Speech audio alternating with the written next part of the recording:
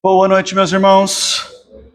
Deus nos abençoe em mais um momento de estudo da palavra do Senhor, estando aqui na casa de Deus. Eu quero convidar você, primeiramente, a abrir a sua Bíblia na Epístola de Paulo aos Filipenses, capítulo de número 2. Filipenses, capítulo de número 2. Nós iremos ler do versículo 12 ao versículo 18. Então, Filipenses, capítulo 2, do versículo 12 ao versículo 18.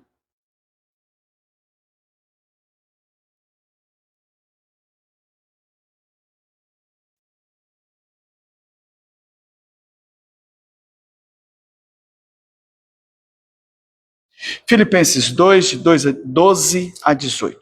E diz assim: Assim, pois, amados meus, como sempre obedecestes, não só na minha presença, pois muito mais agora na minha ausência, desenvolvei a vossa salvação com temor e tremor, porque Deus é quem efetua em vós tanto o querer quanto o realizar, segundo a sua boa vontade. Fazei tudo sem murmurações, nem contendas, para que vos torneis irrepreensíveis e sinceros, filhos de Deus inculpáveis no meio de uma geração pervertida, corrupta, no qual resplandeceis como luzeiros no mundo, preservando a palavra da vida, para que no dia de Cristo eu me glorie de que não corri em vão, nem me esforcei inutilmente. Entretanto, mesmo que seja eu oferecido por libação sobre o sacrifício e serviço da vossa fé, alegro-me e com todos vós me congratulo. Assim vós também, pela mesma razão, alegrai-vos e congratulai-vos comigo. Amém, irmãos? Então a palavra do Senhor olha para nós e fala que eu e você precisamos desenvolver, exercitar a nossa salvação com temor e tremor. Depois ele olha para nós e diz que temos que fazer realmente porque Deus efetua em nós e através de nós a sua boa vontade. Fazermos a obra do Senhor sem murmuração, né? Sem murmuração. E aí no versículo 15 ele nos chama a sermos dia a dia exemplos, tá? Né? Padrão para este mundo que jaz o maligno, que é corrompido pelo pecado. Né? Por que ele nos diz isso? Porque a palavra de Deus é que nos preserva, que nos dá sabedoria e nos dará discernimento. Então, que Deus nos fortaleça para que tenhamos cada dia mais esse entendimento e a compreensão de que nele, usando a sua graça, o seu amor e no seu poder, temos condições sim de sermos fervorosos, vivos e, claro, sempre atuantes, proclamadores da palavra do Senhor. Vamos orar ao Senhor? Grandioso Deus, em nome de Jesus, o Senhor derrame sobre nós a sua graça e misericórdia. Ilumina, Senhor Deus, as nossas vidas. Traga, Senhor Deus, a cada um de nós sua paz, o seu perdão e a iluminação do teu Santo Espírito. Para que possamos, Senhor Deus, vivermos para a honra e para a tua glória e de acordo com aquilo que nós já estamos estudando, ó Pai, aqui nos nossos estudos, sermos sal, sermos luz, sermos influência, Senhor Deus, neste mundo e no lugar onde o Senhor nos colocou. Nos ilumine e nos abençoe, Pai, nos dê sabedoria. Nos faça, Senhor Deus, realmente exercitar a tua palavra, exercitar a salvação dia a dia, para que possamos testemunhar, honrar e glorificar ao Senhor. Visita, Senhor Deus, as nossas vidas. Visita, Senhor Deus, realmente cada um de nós, os nossos corações. Visita, Senhor Deus, as nossas famílias, os enfermos, queridos e amigos, ó Pai, que passam por situações difíceis. Põe a tua mão sobre eles, ó Pai. Seja generoso e misericordioso. E em nome de Jesus, abra as nossas mentes, entendimento e compreensão da tua palavra nesta noite. Nós oramos a ti em nome de Jesus. Amém. Amém. Queridos, então eu quero convidar você a ir lá no Evangelho de Mateus, capítulo de número 5, que é o nosso texto base.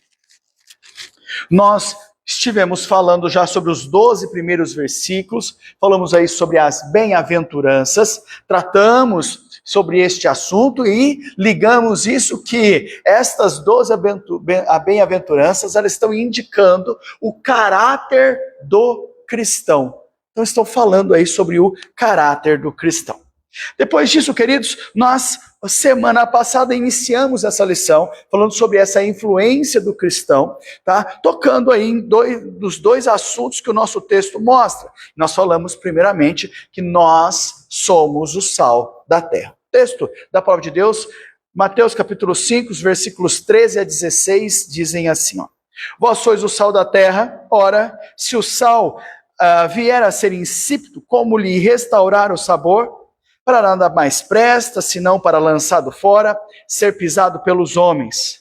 Vós sois a luz do mundo, e não se pode esconder a cidade edificada sobre um monte, nem se acende uma candeia para colocá-la debaixo do alqueire, mas no velador, e ilumina a todos que se encontram na casa. Assim brilhe também a vossa luz diante dos homens, para que vejam as vossas boas obras e glorifiquem a vosso Pai que está nos céus. Amém, irmãos? Então, semana passada nós enfatizamos o quê? Que somos o sal da terra. E aí nós vimos que a função do sal, ela é temperar, que ela é preservar, e também o sal está ligado à questão da pureza.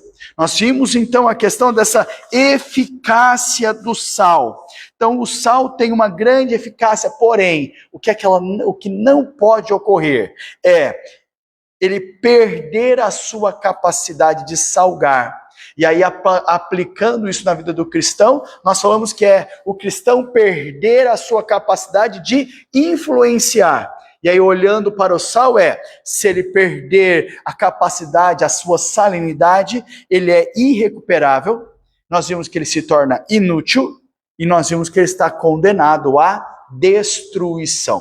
Então, são assuntos, ações que nós vimos semana passada. Hoje, queridos, nós vamos continuar sobre essa temática. Veja, nós vamos falar sobre a influência do cristão. Este é o grande ponto. Nós somos a luz do mundo. E nós, como luz do mundo, precisamos influenciar este mundo. É isso que nós vimos aqui, principalmente dos versículos 14 ao 16. E aí nós entendemos que essa expressão luz, essa palavra luz, ela é uma figura muito importante na palavra do Senhor. Por quê? Porque ela vai sempre apontar, por exemplo, para Deus. Vai dizer o seguinte, olha, que Deus é luz. Quando a gente olha em 1 João, capítulo 1, versículo 5, ele está dizendo, olha, Deus é luz. Quando a gente olha para Isaías, capítulo 9, versículo 2, vai falar sobre a vinda de Cristo Jesus. E vai dizer assim, olha, o povo que andava em trevas viu grande luz. Então ele está justamente apontando e dizendo sobre essa luz e a perspectiva bíblica sobre a questão da luz. Então veja, a missão aqui de Israel era ser o quê? A luz dos gentios. Então, este era o propósito. Se a gente olhar em Isaías 42, 6, se a gente olhar em Isaías 51, versículos 4 e 5, nós vamos ver o profeta falando ao povo de Israel, dizendo o seguinte, olha, o propósito de vocês estarem no meio do mundo, como povo de Deus, é que vocês sejam luz para os gentios, e gentios é todos aqueles que não são judeus, para que conheçam o Deus da aliança. Por isso, em 2 Coríntios, capítulo 4, versículo 4, o que é que Paulo vai fazer? Vai dizer o seguinte, olha, o Deus deste século, diz, cegou o entendimento dos incrédulos. Ele está dizendo que o Deus desse século cega o entendimento dos incrédulos. Faz com que eles vejam, faça com que eles ouçam, mas não consigam entender as coisas. Ele diz, para que lhes não resplandeça a luz do evangelho da glória de Cristo. De que maneira nenhuma eles possam ver a luz do Deus, possa essa luz entrar nas suas vidas e transformar realmente a cada um deles. Então, nós somos essa luz. Luz essa, queridos, que precisa estar no mundo. Por isso a oração sacerdotal é, Senhor, eu não os peço que os tires do mundo, mas sim que os guarde lá no mundo de todo o mal, mas que eles possam influenciar, que eles possam ser sal, e o tema que a gente está falando agora é que eles possam ser luz, ok? Então, qual é a função dessa luz? É isso que nós queremos trabalhar aqui num primeiro ponto. É interessante aqui a gente notar que Jesus convoca os seus seguidores a ser aquilo que ele mesmo é. Então, João 8, versículo 12, vai dizer o seguinte: olha, eu sou a luz do mundo. O que Jesus está fazendo? Olha, eu quero que você seja luz. Por quê? Porque eu sou luz. Então, os meus seguidores precisam ser aquilo que eu sou. Então, aqueles que permanecem em Cristo, aqueles que são a verdadeira luz, porque tem a luz verdadeira na vida deles, que é Cristo Jesus. Então, a luz de Jesus vai estar brilhando neles e através deles, em cada rosto, em cada palavra, em cada ação, e vai iluminar tudo que esteja ao seu redor. Então, a ação é que Deus brilha, que Cristo Jesus brilha, e brilha nas nossas vidas, e ao fazer isso, ele brilha as nossas vidas, realmente, no mundo, fazendo-nos brilhar. Por quê? Fazendo-nos refletir a luz de Cristo. Como? Através da nossa palavra, através das nossas ações, através de tudo que nós fazemos. Isso influencia ao nosso redor. Então veja, pensando nessa função da luz, veja, primeira coisa é que a luz precisa ser vista, tá? Então, as casas, olhando lá para esse tempo antigo, pelo menos 2000 anos atrás, as casas lá na Palestina, elas eram bastante escuras, tá? Com uma abertura muito pequena que servia como janela, tá? Lembre-se, eram casas feitas realmente praticamente de barros, de pedras, então todas escuras, uma pequena abertura para ser de janela. A posse da luz de Cristo faz com que os seus discípulos entendam e evidenciem que eles começam a ser visíveis, tá? E por isso ele vai dizer, olha, como uma cidade edificada sobre um monte.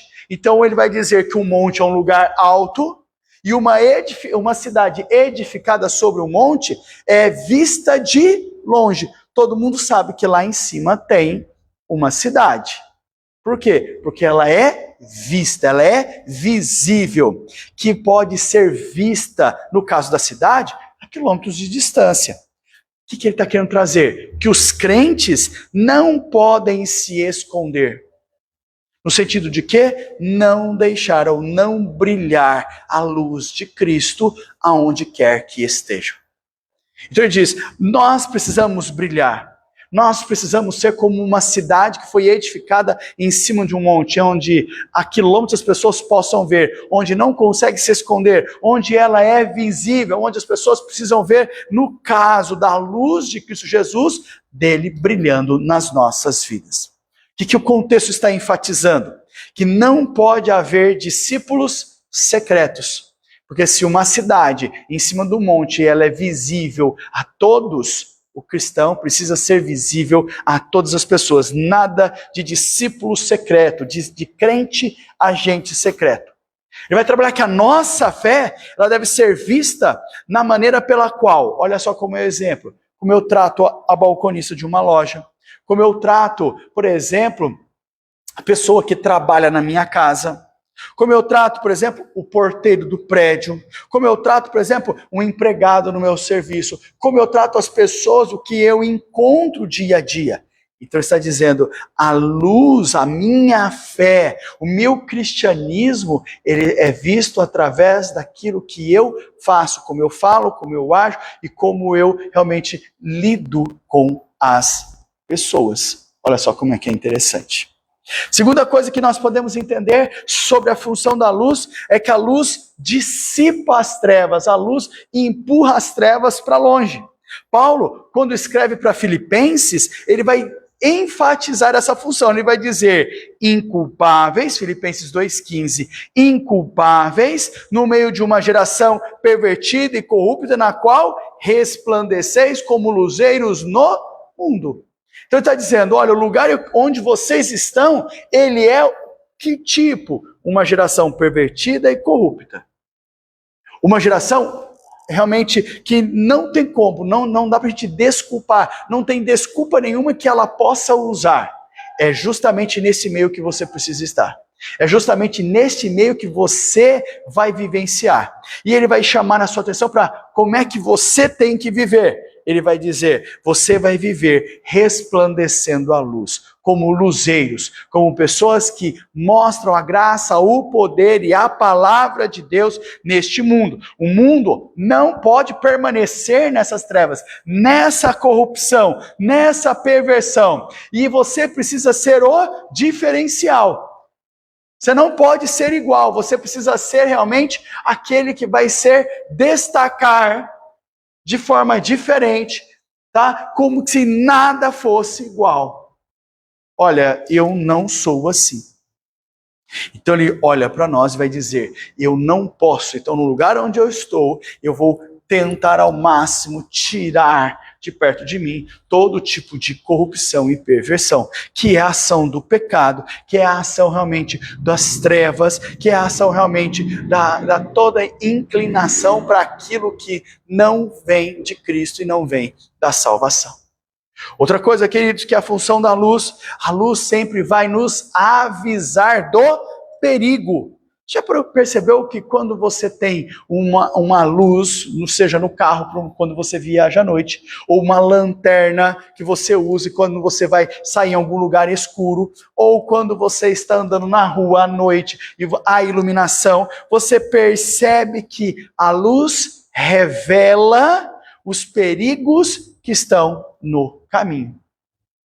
Quando a gente viaja de dia, a gente passa, por exemplo, no asfalto de dia, você já olha e diz, nossa, que buracão que está aqui.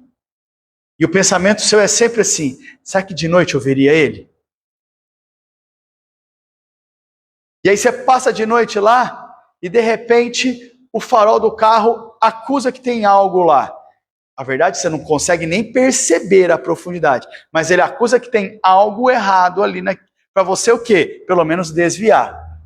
Dependendo do lugar que você passa, ou quando chega perto, você diz assim, vixe, o buraco é grande. Ainda bem que deu tempo de ver. Deu tempo de ver por quê? Porque a luz bateu, clareou o lugar e mostrou para você que realmente tinha algo ali que não era bom. E isso acontece nas nossas vidas como? Muitas vezes, você viaja à noite, você tem bichinhos andando na rua, quando não você tem pedras maiores, galhos ou qualquer outra coisa, e a luz bate, ela clareia o asfalto e faz o quê? Mostra para você, ilumina para você, realmente diz para você, revela os perigos que acontecem. Eu sempre gosto de usar essa ilustração, que quando nós estamos tão acostumados com a luz das nossas casas, da energia elétrica, que quando acaba a luz e você precisa se movimentar dentro da sua casa, é a hora que começam os acidentes, é a hora que você tromba, é a hora que você chuta alguma coisa, é a hora que você pode cair. Por quê? Porque apesar de você morar naquela casa, ser 5, 10, 15, 20 anos, todos os dias você fazer o mesmo trajeto, mas quando fica tudo escuro, você diz, meu Deus, e agora? Para que lado está a porta? O que tem aqui na frente? Aí você anda tateando as coisas.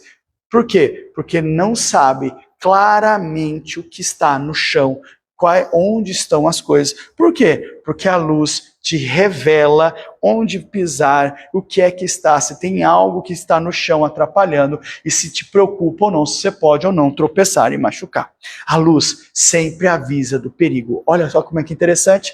Nós, como luzeiros, porque somos iluminados por Cristo, nós estamos sempre mostrando essa luz, transformando e evidenciando a palavra de Deus realmente a essa geração. A luz, ela é uma guia. Por isso o Salmo 119, versículo 105 vai dizer, olha, lâmpada para os meus pés é a tua palavra e luz para os meus caminhos. A ideia de lâmpada para os pés é que as lâmpadas, para quem caminhava à noite ou fazia algum tipo de jornada à noite, ela era lá nos pés. Tá? E ele vai dizer que os passos dele era realmente para que ele pudesse enxergar o lugar onde ele iria pisar. E quem já foi em algum lugar e precisou usar lanternas, sabe muito bem o quanto é importante essa luz para guiar o caminho certo, para que você saiba o caminho realmente aonde ir. né? Porque quem já andou no meio do mato, normalmente você anda através dos trieiros. Se você não tem luz, você não enxerga para onde você está indo. Então, a ação da luz de uma lanterna é que, no mínimo, você enxerga o trieiro. Seria o caminho para onde você tem que ir. É isso que ele está trazendo para nós, tá? Dizendo assim, olha, que eu e você tenhamos um testemunho brilhante, tá? Que possamos nos dirigir sempre por caminhos certos, ou por caminho certo. Porque a palavra de Deus nos dá sabedoria e discernimento para que as nossas decisões sejam nele e que a gente se afaste de tudo aquilo que não seja para a glória de Deus e que não seja realmente de acordo com a vontade, com a palavra do Senhor. Por isso ela é guia, a luz é o guia, que te mostra e esclarece o caminho certo a escolher, a andar e a seguir. Último ponto sobre a função da luz é que a luz deve o quê? Brilhar no mundo. Veja, o que a gente tem que observar? O lugar onde nós devemos brilhar. Veja, para Jesus, ele diz, onde é que nós devemos brilhar? No mundo. Ele não fala para a gente brilhar, ele diz, eu quero que você brilhe no mundo. E aí a expressão é muito grande. Por quê? Porque é no mundo onde as trevas dominam. Ele não manda você brilhar no céu. Olha, você vai ser salvo porque você amanhã vai brilhar lá no céu. Ele diz, não, você é salvo para brilhar no mundo. Fazer já a diferença agora. Porque eu vou fazer a diferença na sua vida hoje. Então ele está dizendo, você vai brilhar no mundo, porque é o lugar onde eu quero que você brilhe, porque é o lugar também onde as trevas dominam. Tá? Por isso, Jesus vai dizer, vós sois a luz da igreja, tá? Vós sois a luz do mundo. Então veja, ele olha para nós e ao invés de dizer o seguinte, olha, você só vai brilhar no céu, ele diz, você vai brilhar aonde? No mundo. E como igreja nós estamos onde? No mundo. E nós temos que fazer a diferença aonde? No mundo. E se nós não fizermos a diferença, tem algo errado em nós. É isso que a gente precisa repensar, refletir sobre isso. E quais são os resultados da luz? A gente só falou até agora sobre a função, que ela deve ser vista, que a luz dissipa as trevas, que a luz nos avisa do perigo, né? Que a luz é guia e que a luz tem que brilhar no mundo. Falamos sobre 5 coisas. Mas qual é o resultado da luz? 2 coisas para a gente pensar sobre esse resultado da luz. Os outros podem ver as nossas boas obras. Esses são os resultados. Primeiro resultado, as pessoas olhar para nós e ver a consequência de sermos luz, de vivermos a luz, de termos a luz de Cristo Jesus nas nossas vidas. O que é que Jesus vai esclarecer? Que as nossas boas obras são essas luzes. Né? Então, é a expressão, vai abranger tudo na nossa vida. Tudo que o crente faz, tudo que o crente diz, vai demonstrar, vai refletir, vai apontar verdadeiramente para a sua fé cristã. Então, as nossas boas obras são todas as ações que nós realizamos e fazemos, das quais as pessoas vão ver. É luz. Vão notar. Então, tudo que eu demonstro é fé cristã. E eu preciso demonstrar fé cristã. Então, o que nós estamos falando? Em outras palavras, nós estamos dizendo sobre testemunho diário. O que é que as pessoas estão vendo em nós? Quais são as boas obras que elas estão vendo em nós? Qual é o testemunho que elas estão enxergando em nós diariamente? É isso que nós precisamos pensar. É isso que nós precisamos refletir. E por fim, o segundo resultado da luz das nossas vidas é que vão glorificar ao nosso Pai que está nos céus. As pessoas vão ver as nossas boas obras. E o segundo resultado disso é que eles vão glorificar ao nosso Deus que está nos céus, ao Pai que está nos céus. As nossas boas obras não devem chamar a atenção e nunca devem chamar a atenção para nós mesmos. Então, no momento que as nossas boas obras apontam para nós mesmos, no momento que as nossas boas obras, elas apontam para dizendo, olha, eu sou uma pessoa diferenciada, porque eu faço, ele diz, ela está totalmente errada. Mas no momento que as nossas boas obras, que aquilo que nós realizamos e fazemos, chama e aponta para Deus, significa que nós estamos no caminho certo. Quando as pessoas olham para nós e dizem, realmente essa pessoa é um bom cristão, uma boa cristã, porque aquilo que ela vive, aquilo que ela é, realmente mostra Cristo na vida dela. Então, quando os homens veem tais obras, disse Jesus, tem que glorificar a Deus, pois elas encarnam as boas novas do seu amor que nós proclamamos. Então ele olha e diz, as pessoas precisam ver em nós Cristo, primeiramente, para que entendam que tudo aquilo de bom que a gente faz é por causa de Cristo Jesus nas nossas vidas. Diz que tem um pensador que diz, olha, tudo de bom que você vê em mim é Cristo. Mas tudo de ruim que você vê em mim, esse sou eu mesmo. Esse não é ninguém. Ninguém me influenciou. Ninguém que colocou, não, esse sou eu mesmo. A diferença é Cristo em mim. Porque quando você tira Cristo, aparece uma pessoa totalmente, realmente ruim, totalmente em trevas, totalmente má. Né? Então tudo de bom que você vê em mim é por causa de Cristo. O que a gente pode concluir, queridos? Que não há dúvida, é que Jesus está enfatizando que precisa ter, que deve ter uma diferença fundamental entre o crente e o não crente. Eu quero ser sal e luz. Precisa ter diferença. Diferença é fundamental, tá? Para o crente e o não crente, a igreja e o mundo. Se não houver diferença e parecer a mesma coisa, está errado. Então o crente e o não crente for a mesma coisa, igreja e o mundo for a mesma coisa, está errado. Não está fazendo diferença, não está influenciando, não está mudando, não é luz. Por isso que John Stott vai dizer assim, este tema é básico no Sermão do Monte. O sermão, ele foi elaborado na pressuposição de que os cristãos são por natureza diferentes. E convoca-nos a sermos diferentes agora onde? Na prática. Por quê? Porque a minha natureza agora é divina, porque eu fui nascido do Espírito, nascido de Cristo, nascido vindo da parte do Espírito, vindo da parte de Deus, e agora ele nos chama a sermos diferentes na prática. Por isso que é exercitar a salvação. E esse exercício é aquela ação que a gente não gosta muito de fazer, sabe? Fazer aquela caminhada, ir na musculação, fazer alguma atividade física que é a mais difícil para nós, é exercitar os músculos. Ele diz, exercitar a fé. Então ele diz, somos diferentes porque Deus mudou a nossa natureza pecaminosa em uma natureza salva. E como é que nós conseguimos enxergar isso?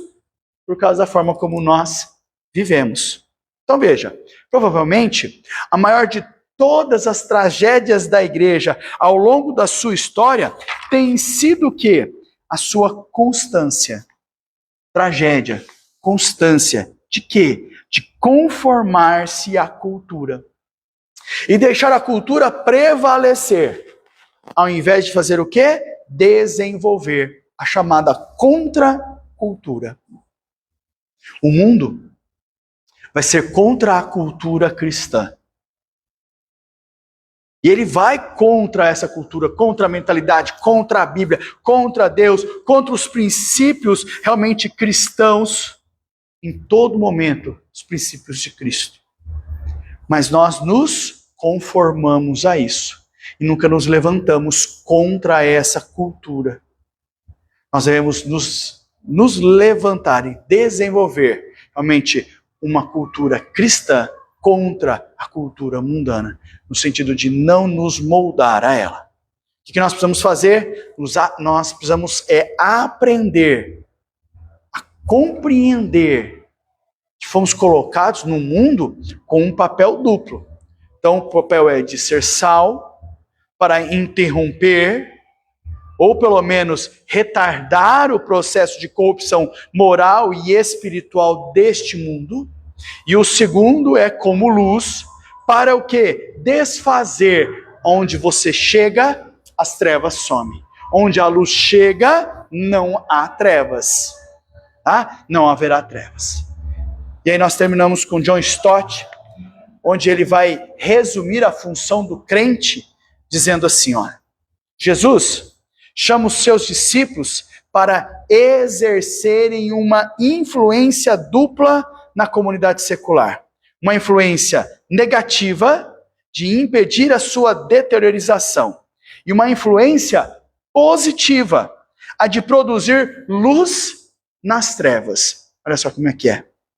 Pois impedir a propagação do mal é uma coisa, e promover a propagação da verdade, da beleza e da bondade é outra. Então, quando você não permite, que impede a propagação do mal, não significa que você está propagando Cristo Jesus, o bem. Significa só que você diminuiu a propagação do mal. Então, nós temos que diminuir como sal a podridão, mas como luz, nós temos que enxotar as trevas, levando Cristo Jesus às pessoas, ao coração, através de atitudes, através de pensamentos, através de ações. Amém, irmãos? Que Deus continue generoso nas nossas vidas, fortalecendo-nos, trazendo paz aos nossos corações. Amém? Alguma dúvida, alguma pergunta ou algo que chamou a atenção, os irmãos gostariam de compartilhar conosco? Diante do tema? Que Deus nos abençoe, nos fortaleça, Caminhamos aí para o encerramento até do nosso ano. Nós temos mais praticamente 2 semanas só de 2025. Deus derrame sobre cada um de nós a sua graça e o seu amor. Vamos orar, queridos, encerrando assim. Grandioso Deus, muito obrigado pelo seu cuidado e seu amor. Sustenta-nos cada dia mais, nos fortalecendo-nos, realmente no andar, no testemunhar, no viver, uma segurança, Senhor Deus, em Ti. Um conhecimento, ó Pai, da Tua Palavra que molda e muda, Senhor Deus, os nossos passos e a forma de nós vivermos este mundo. Obrigado, Senhor Deus, pelo seu cuidado e seu amor. Obrigado, Senhor Deus, por estarmos na Tua casa para ouvirmos e aprendermos a Tua Palavra. Que em nome de Jesus, o Senhor cuide das nossas vidas. Proteja-nos, ó Pai, e supre as nossas carências, as nossas dores, ó Pai. O Senhor conhece cada uma delas, cada uma das nossas necessidades. Seja generoso e misericordioso, Pai. Pedimos ao Senhor que estenda os seus cuidados sobre nós, o seu amor, que envie os teus anjos para acampar ao nosso redor, protegendo-nos de todo o mal, sustentando, Senhor Deus, o teu povo e as nossas vidas. Obrigado, ó Pai, pelo seu amor, obrigado, ó Pai, realmente pelo seu cuidado, obrigado, Senhor Deus, realmente porque dia a dia a sua luz, a tua presença, ela é real nas nossas vidas. Abençoa o seu povo, é a nossa oração. Em nome de Jesus. Amém. Obrigado, queridos. Até o próximo encontro.